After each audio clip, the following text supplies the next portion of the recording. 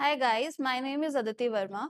I am from the college Bharatiya Vidyapeeth College of Engineering, and I am an EC student, and I am doing BTech in EC.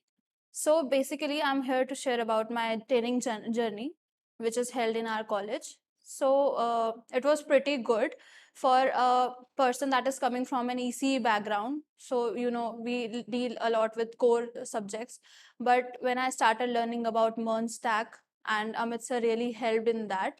So the skill risers also really helped in that. Whenever there is some sort of problems and some sort of things that I can't figure out, or whenever I have to revise things, I just log into skill risers and it's all done. Skill risers really helped me for building my projects. So basically, I have built around 3 to 4 projects using Monstack, where one is counter app, the other one is calculator app, the one is Pizza Hut clone, and the other one is also note taking app, and the one that is our final project, and that is a quiz app. So yeah, it's actually pretty good. And I like to rate the rating.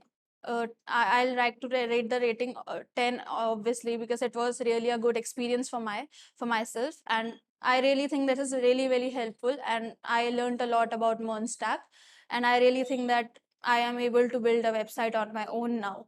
Thank you so much.